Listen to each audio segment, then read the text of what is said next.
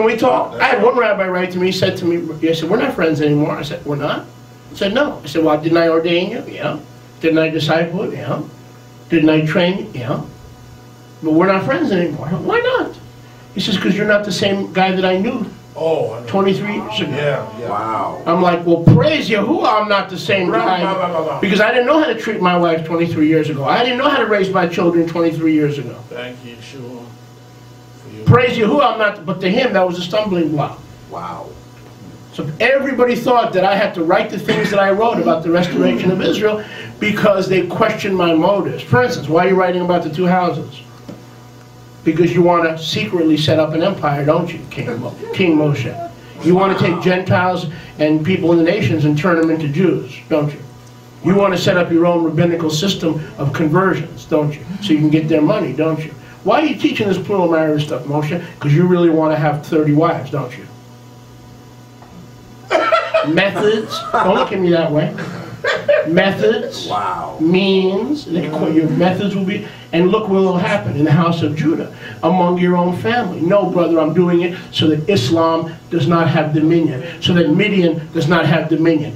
Gideon followed the biblical pattern of wives and women and children so that he can deliver Israel from Midian. Read the Hall of Fame of Faith, the heroes of faith, as it is listed in Hebrews, Ivrim chapter 11. They are full of men who had many children and many wives. That is your Hall of Fame. It's in your Bible. It's in your King James.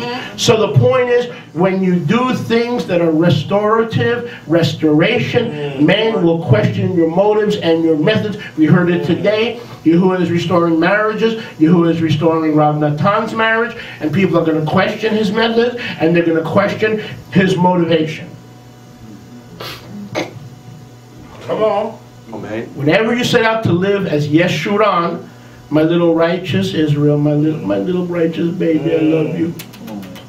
Yahuwah's righteous, his pet name for Israel, your motives and Judah didn't understand him. But Shimshon, a man of the Ruach, understood them, did he not? Yeah. He said, listen, you bozos, you could bind me because I can just break out of these anyway. Yeah. Anything man tries to bind you with, Vladimir, you could break out of. When Yahuwah binds you, you in trouble. Exactly. Now you got problems, issues. Well, Rabbi, they're going to say things about me. That man binding you, just cut it. Just cut that rope. Yes, in the name of Yeshua. That's right. Water off a duck's back. Yes. Well, they're going to set up internet and they're going to lie about me. Go ahead, have fun, enjoy your day. Well, they're going to kill you. If you come out with this stuff, and if you live this stuff, you don't realize your life is in danger. What is it? Was it Clint Eastwood or one of those guys? Go ahead, shoot me. Make my day. That's Clint Eastwood. The man's bands are easily broken. So Shimshon said, I'm being led by the Ruach to deliver you, and I'm not asking your permission. How sad that is the pattern whenever Yahuwah raises up a deliverer and a fiery prophet in Israel. They want to cast him asunder and divide his cords and move it away from them. And Yeshua said, which of the fathers? Which of the prophets have your fathers not killed? Which of the shlichim have they not sawn asunder? Go ahead, fill up the measures of your fathers. Fill up the glasses, not full with the blood of the innocent prophets and apostles of Yeshua. And now go ahead and help hand me over to the Romans and kill me and fill up the cup, you serpent, you brood of vipers.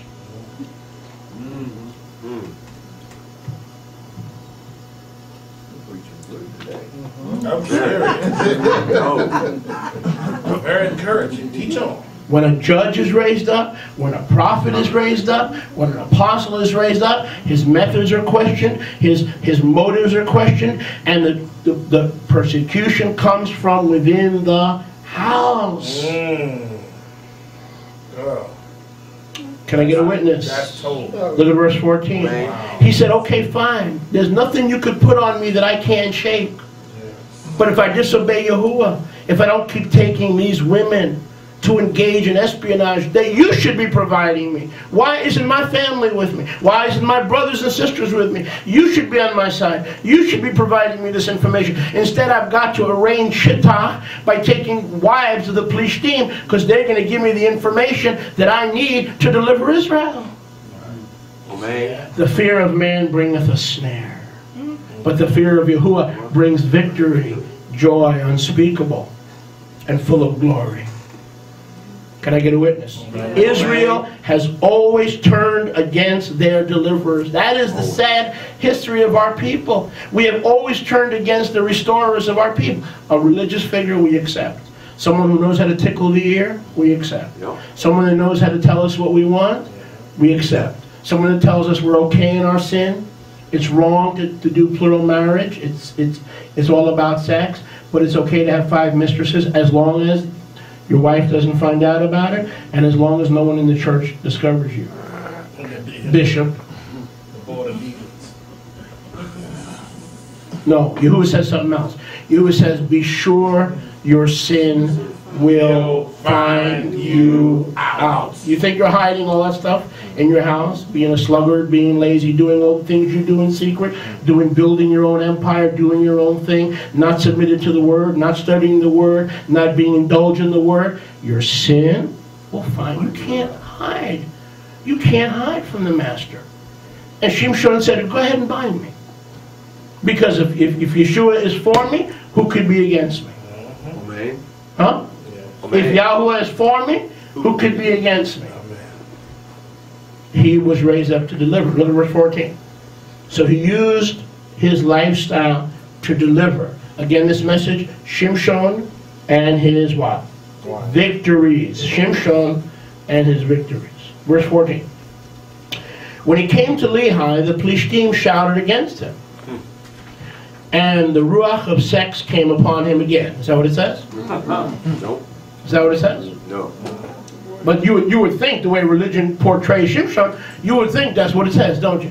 How many times have we read in these 2 chapters where Yahuwah says, Shimshon, ruach, Shimshon, ruach hakodesh, ruach hakodesh, wives, ruach hakodesh, battles, ruach hakodesh, campaigns, ruach hakodesh.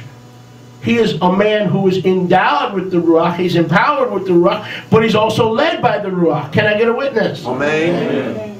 Nowhere is he called a man of the flesh. Nowhere is he called a man of his own purpose. Nowhere is he called a man of his own kingdom. When you're a man of the kingdom, you will not be a man of the people. Do you understand me? Amen. If you have a leader who's a man of the people, he's not, he went, but he wasn't sent. You know, that's a problem. It's always been our problem. A lot of folks get the title, get the Mercedes, and get the main parking spot in front of the church because they went, but they were never sent. Right. Because when tribulation arises for the Word, or the Word arises to call them to preach a strong meat doctrine, eat my flesh and drink my blood, they refuse to share it, they refuse to minister it, they refuse to preach it. How many times will the word of Yahuwah come to a man of Yahuwah and say, preach that? What that? Eat my flesh, drink my blood. If you don't eat my flesh and drink my blood, you have no life in you. Amen. Try telling the house of Judah that they have to eat flesh. That's what Yeshua did. He wasn't afraid to deliver the message and the word of his Father. Could you imagine telling Orthodox Jews, going to the Lubavitch synagogue, and say, good morning. Good morning, campers. Oh, God. I'm the son of Yahuwah. Now start eating. Here's my flesh. And does anybody have a needle? Here's my blood. You think that would go over well? And what does it say about the disciples? They walked no more with Yeshua. They went back. The higher up you go on Mount Sinai, the fewer folks are going to be following you.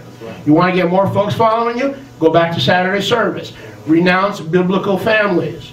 The 2 houses. The whole wheat unleavened bread. Renounce all these precious truths that the Father has poured out upon us, and the crowds will increase. You'll go down, you'll see the golden calf. You can join in the golden calf worship and the dancing and the playing, the unkadosh playing, and you can fit right in because that's where the crowds are. They're playing religion with the calves of this world at the foot of Mount Sinai, while the true men of Yahuwah are up, going higher and higher and higher, with fewer and fewer and fewer people following them. And that's why I ask each and every one of you around the world to help me lift up my arms, lift up my hands. Like Aharon and Hur held up the hands of Moshe Rabbeinu. I need every one of you giving, every one of you praying for us, every one of you tithing. Not some, every one. Because the higher we go, the less followers we're going to have. Amen. Amen. That's right. He came to Lehi.